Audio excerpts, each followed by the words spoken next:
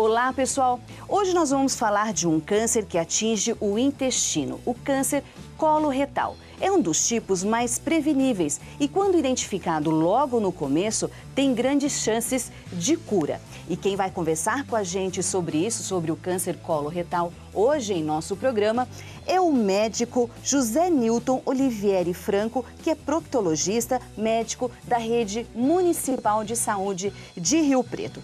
Vamos conferir ainda as campanhas itinerantes e lúdicas, como o Intestino Gigante, que é uma forma de conscientizar a população para o câncer coloretal. E vamos responder também as perguntas dos nossos telespectadores. O que é o câncer no colo retal? Doutor, muito obrigada por sua presença no Saúde em Foco e vamos começar respondendo a pergunta da Kelly. O que é o câncer coloretal? Bom, inicialmente gostaria de agradecer a oportunidade de estar aqui e conseguir difundir a ideia da prevenção da doença intestinal, não só do câncer coloretal. Bom, referente à pergunta da Kelly, o câncer coloretal é um câncer do intestino. Hoje nós sabemos que as lesões cancerígenas intestinais, elas têm início nos pólipos adenomatosos. Para ficar fácil para a pessoa que está nos assistindo, são pequenas verruguinhas que podem aparecer no intestino e elas têm um tempo de crescimento e degeneração celular, onde nós vamos detectá-la precocemente através de alguns exames que nós vamos citar depois, com possibilidade inclusive terapêutica e curativa. É aquilo que às vezes eu brinco no meu consultório com o paciente, o que é mais fácil, tirar uma ervilha ou uma melancia. O câncer coloretal ele tem esse detalhe, ele começa com um pequeno ponto, que seria o pólipo, ele vai crescendo, vai tendo alterações celulares progressivas, existe uma classificação já bem conhecida disso no meio médico, e ele se torna o tumor. E ele forma lesões que inicialmente, nos exames antigos contrastados de raio-x, eram classificados como uma mordida de maçã. Todo mundo já mordeu uma maçã. Você vê aquela circunferência com aquela mordida. Aquilo era o aspecto de um diagnóstico sugestivo de câncer de intestino. E depois ele fica numa lesão como o anel de guardanapo. Ele estreita circunferencialmente. Nessa fase, provavelmente, ele já fez uma disseminação pelas vias sanguíneas e linfáticas, entendeu? E aí ele já se torna um câncer mais agressivo. Doutor, e em que região que fica? Ele acontece do intestino?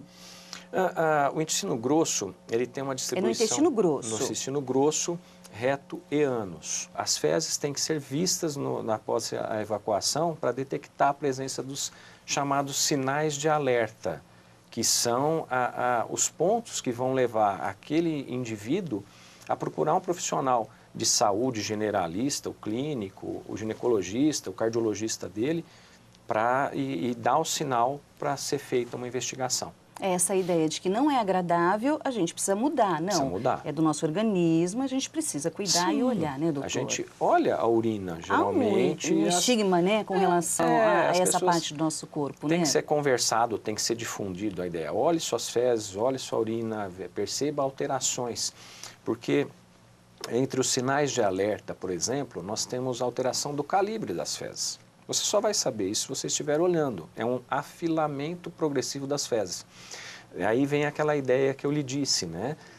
As lesões intestinais vão formando a mordida de maçã, o anel de guardanapo. E, obviamente, as fezes vão passar mais finas por ali.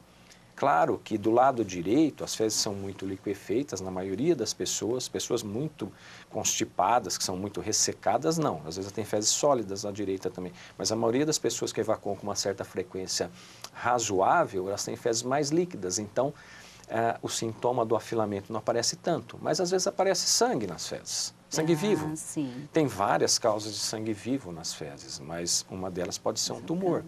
O catarro nas fezes. O catarro, o que é o muco fecal ou catarro? Fácil. Caquinha de nariz quando você está gripado. Aquela branquinho, parece uma clara de ovo. Todos que perceberem muco fecal, esse aspecto esbranquiçado, como uma clara de ovo ou uma caquinha de nariz quando a gente está gripado, devem obrigatoriamente procurar um médico. Tem várias causas, não só tumor, não precisem ficar desesperados em casa, mas é importante investigar, ver o que está acontecendo. Doutor, e quais são as causas do câncer coloretal? As principais. Assim, a gente sabe hoje que áreas mais industrializadas, alimentos com produtos químicos, corantes, as gorduras, a carne vermelha em excesso, elas são facilitadores, estimulantes da presença da alteração celular, geralmente os pólipos adenomatosos que eu te falei, e ela vai estimular a aceleração dessa mutação da célula para o tumor. Álcool, horrível para o intestino. Tabaco, horrível para o intestino. Os corantes, também industriais. Frituras, gorduras, a baixa ingesta de fibras.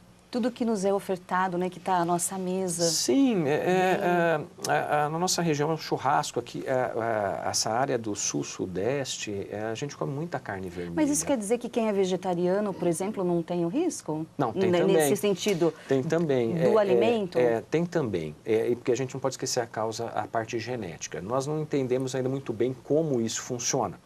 Mas você pega pessoas que são vegetarianas e tem câncer coloretal, câncer de intestino. E tem pessoas que comem muita gordura e acabam não tendo. Existe um mecanismo aí que não está bem elucidado. O interessante é aquele prato colorido. O pessoal da nutrição faz aquele prato colorido. Legumes, verduras, frutas, pode comer carne vermelha. Você pode comer um embutido, né? Uma mortadela, alguma coisa. O problema é a frequência que você usa isso. Tem pessoas que só comem essas coisas. E aí não privilegia a fibra, porque a fibra é um carreador de levar as excretas para fora. Ela leva essa gordura, ela leva esse produto químico. Pessoa muito constipada, esses produtos químicos ficam mais tempo em contato com a parede de intestino. Esse é o problema. Doutor José Newton, agora nós vamos a uma pergunta do nosso telespectador, o Felipe. A gente quer saber qual é o risco do câncer do colo retal. Bem, o Felipe, então ele perguntou quais são os riscos do câncer coloretal, doutor. É uma boa pergunta, Felipe. A questão é a seguinte, você tem que ver a sua faixa etária, a grosso modo, faixa etária. Pessoas acima de 50 anos têm mais risco do que pessoas com menos de 50 anos. Pessoas com histórico de familiares de primeiro grau, principalmente, com câncer de intestino. Um tio, um primo, um irmão, essas pessoas têm mais risco. Pessoas que têm familiares com câncer de colo de útero, mama e ovário, aumenta o risco para desenvolvimento para câncer. Não é que essa pessoa terá câncer, mas Sim. ele tem mais risco do que se os parentes diretos não tivessem nenhum tumor. Pessoas que fumam, que bebem.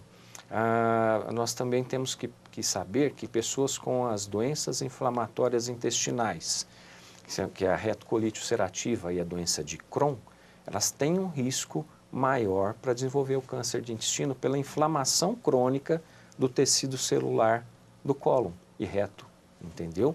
Algumas lesões virais como o HPV no colo do útero aumenta o risco, isso já é conhecido, no ânus também pode acontecer de você ter um maior risco. Situações de pessoas que tenham uma genética desconhecida da família. É muito comum, às vezes, o paciente chegar e falar, eu não sei quem é minha família, eu sou adotado. Eu sempre considero essa pessoa com um risco maior, ele não tem informação. Porque, então, a questão hereditária, ela é importante. É importante, há estudo que identifica que hereditário Sim, porque você tem os maiores casos. Você tem a história do câncer. Normalmente, acima dos 50 anos, a gente já recomenda fazer uma colonoscopia preventiva. Doutor, vamos a mais uma pergunta do nosso telespectador. Eu quero saber os sintomas primeiro, que a gente começa a sentir. Então, a Maria Rocha, doutor, quer saber quais são os sintomas. Tá. Essa é uma pergunta muito abrangente, dona Maria. O que acontece? Às vezes, os sintomas vão estar vinculados quase sempre ao tamanho da lesão intestinal que está. Você pode ter câncer pequeno, um câncer pequeno, 1, 2, 3 centímetros de tamanho. Você pode ter um câncer que compromete toda a circunferência do intestino. Ele vai crescendo com o tempo. Então, de início, muito importante, sinais de alerta. Sangue vivo nas fezes. Ah, mas eu tenho hemorroida. Tudo bem.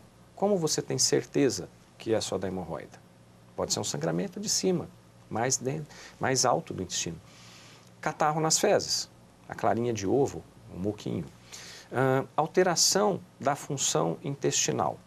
Você vinha evacuando cada 2 dias, um dia, evacuava um pouquinho mais grosso, um pouquinho normal. De repente você passa a evacuar cada 3 dias, um pouco de dor no abdômen, passa a evacuar a cada 4 dias. Isso é um sinal de alerta, principalmente pessoas acima de 40, 50 anos. Dor abdominal recorrente. Eu tenho certeza que quase todo mundo tem uma coliquinha no intestino, uma dorzinha na barriga, que vem, some, ela volta, mas aquela dor que fica localizada na mesma região do abdômen, ela desaparece e volta, ela começa a se tornar mais frequente, ela faz você lembrar que tem algo errado, lembrar que tem alguma coisa aqui, isso talvez precise ser investigado. Aí você tem que sentar com o profissional e procurar. Emagrecimento. Quantas causas de emagrecimento nós temos? Centenas, mas é um dos indicativos de câncer colointestinal. Anemia. A anemia pode ser um sinal, aquela anemia que você vai no teu médico, senta lá, doutor, estou com anemiazinha, toma um sulfato, toma não sei o quê. Esse paciente não melhora dessa anemia, dependendo da faixa etária, do histórico familiar, você deve fazer uma investigação de intestino. Entendeu? Então, é uma associação de coisas. Você tem que valorizar as pequenas mudanças do funcionamento do intestino, a dor abdominal presente, recorrente, o afilamento das fezes, alguma alteração como muco ou sangue. E existe também um exame que às vezes as pessoas me perguntam, chama sangue oculto nas fezes. O exame de sangue oculto das fezes ele é muito interessante, porque pode ser usado para rastreamento populacional, para investigação. Ver qual pessoa você deve selecionar para uma avaliação mais específica. O problema é que o sangue oculto fecal positivo ele tem é muito ineficaz. Às vezes ele vem positivo e você tem uma lesão gástrica. Às vezes é uma mulher que menstruou e não percebeu, uma hemorroida sangrando, entendeu? Então ele não é tão verídico como a gente gostaria, mas ele pode servir em alguns casos para rastrear a população. Correto? Ele complementa com outros. Aí você vai... eu acho que o mais importante dos sinais e sintomas são os sinais de alerta. Dor abdominal, emagrecimento, anemia, sangue nas fezes, pode ser por cima ou misturado às fezes, e o catarro nas fezes. Eu acho que esses pontos são importantíssimos para a população em geral se mobilizar e procurar um profissional de saúde. Esse profissional de saúde vai fazer a primeira investigação. Qual é o seu histórico familiar? Como você se alimenta? Quais seus vícios? Você fuma, não fuma? Você tem emagrecido? Você está com uma anemia? Examina o paciente. Às vezes você não precisa de uma tomografia, uma ressonância. Às vezes uma palpação de abdômen numa pessoa magra como nós consegue identificar alguma alteração ali, uma massa, alguma coisa. Então, os sintomas, é muito difícil no início a pessoa apresentar um sintoma muito importante. E eles acontecem em conjunto, de uma forma rápida, ou é tudo muito lento? É lento. A gente espera que um pólipo, que são as verruguinhas do intestino que eu comentei no início da nossa entrevista, que ele leve, em média, 10 anos para começar a malignizar. Claro que isso vai ser acelerado pelo histórico familiar da pessoa associado aos hábitos negativos que ela preserva no dia a dia.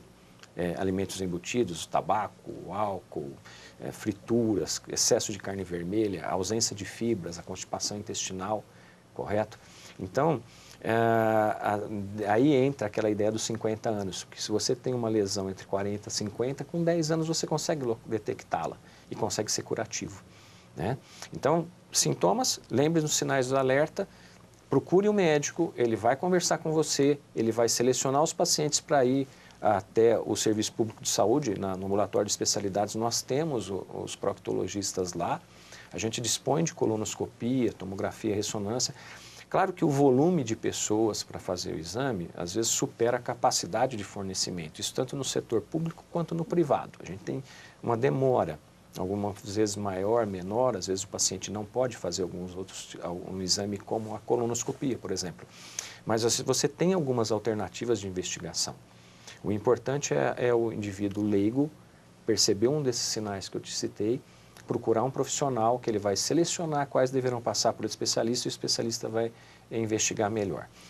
Em relação à investigação, aí depois eu acho que nós vamos falar dos exames. Sim, não, já podemos falar. Podemos falar? Quais são os exames Sim. necessários? Eu brinco às vezes, eu entrei na faculdade em 86, nós tínhamos, se eu não me engano, 2 ultrassons dentro do hospital de base, eu sou formado aqui na faculdade, e a maior parte dos exames eram raio-x.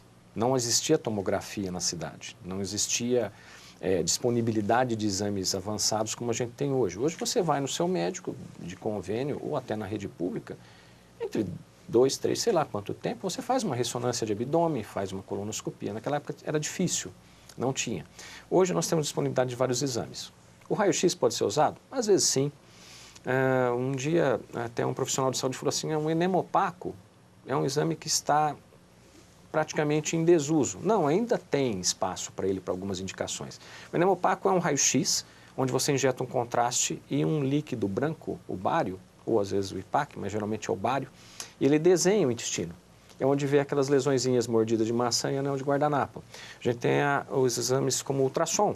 Às vezes ele indica, ele não vai ver o tumor, ele não vai dar uma biópsia comprobatória, mas ele vê uma alteração de imagem no intestino, em alguns casos, onde você consegue definir, esse paciente vai para a colonoscopia, esse paciente vai para uma tomografia. Colonoscopia, esse é o grande, é o nosso Neymar aí da coloproctologia. Qual que é a vantagem desse exame? Ele faz a avaliação de todo o intestino, se possível, ele faz a visualização da lesão, biópsia e, às vezes, retira a lesão. Retira um pólipo. Retira um pólipo. Então, você tem uma situação onde o próprio exame ele é curativo. Entendeu? Ele faz o diagnóstico. Já é uma intervenção. Já é uma intervenção cirúrgica. Hoje nós temos várias maneiras da colonoscopia realizar procedimentos e retirar lesões grandes. Eles têm a magnificação de imagem, eles jogam corantes para definir as lesões planas, que são, eu brinco muito, parece um pano molhado jogado no chão. Você vê aquela imagem, você vem com a colonoscopia, está numa tela de televisão, e aí você vê uma alteração dos vasos, isso é uma lesão. Aí ele joga um corante, ele visualiza, e ele pode retirar injetando um líquido por baixo, eleva a lesão e retira. E agora nós temos ainda alguns clipes que são colocados e fecham a ferida para evitar uma contaminação pelas fezes, bactérias e evitar sangramento.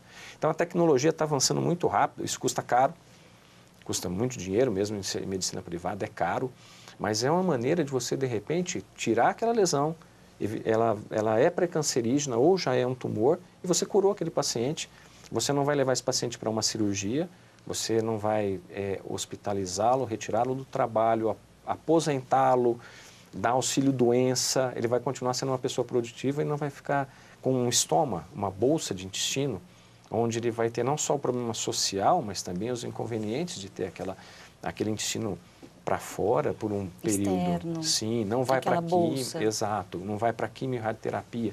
Então a colonoscopia hoje é realmente um exame excepcional. A colonoscopia ela tem um problema. Eu brinco de lenda urbana. A colonoscopia é perigoso. Não, pessoal. Isso, as pessoas têm bastante receio, né? Doença é perigoso. Doença é perigoso. A colonoscopia é um exame essencial na medicina.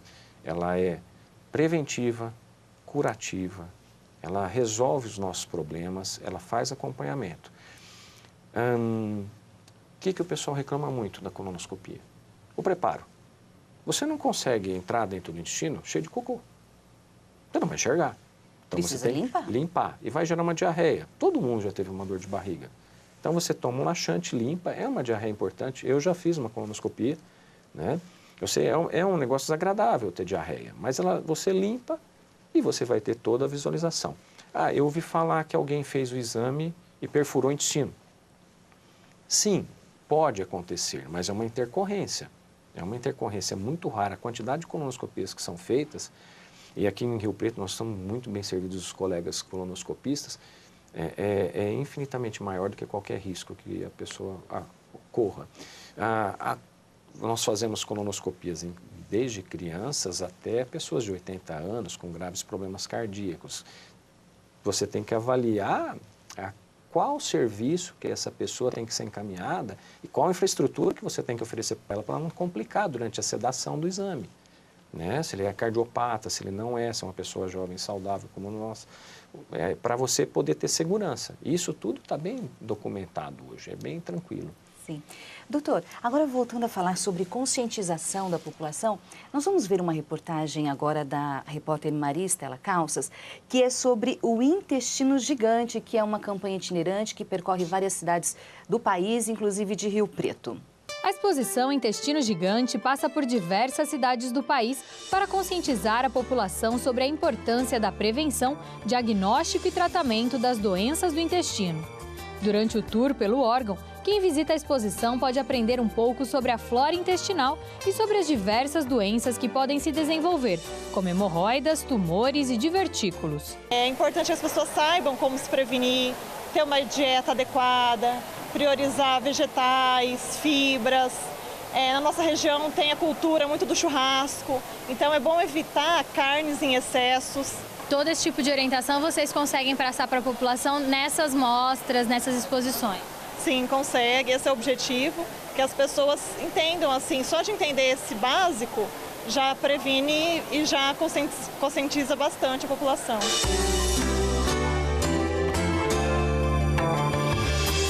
Bem, a gente viu essa reportagem. Doutor, essas campanhas, esse intestino gigante, itinerante, uma campanha lúdica, é importante para conscientizar a população, desmistificar, vamos dizer assim, o intestino? Sim, eu acho isso extremamente importante. Hoje nós temos várias especialidades, a ginecologia, o pessoal da urologia com câncer de próstata e a coloproctologia, envolvidas em ações nacionais e mundiais para a prevenção da doença. É aquilo que eu disse, prevenção é cura. Doença avançada é muito ruim. Então, mostrar à população que ela tem que ficar atenta. Ela tem que lembrar que existem doenças intestinais. Muitas vezes as pessoas não lembram. Às vezes a pessoa fala, eu tenho divertículo, eu tenho hemorroida. Existem várias doenças de intestino. As doenças inflamatórias são doenças, às vezes, de difícil manejo pelo próprio médico, o especialista da área. São doenças que causam timidez, né? A hemorroida, né? Já gera até brincadeiras desagradáveis. Exato. Eu acho que você tem que lembrar o seguinte, você quer chegar aos 70 anos saudável, amarrando o seu próprio sapato, fazendo suas coisas lúcido, ou numa cama de hospital, cheio de tubos, com um pedaço com o intestino para fora? É essa a pergunta que você tem que se fazer aos 40, 50, 60 anos. Não ter medo de exame.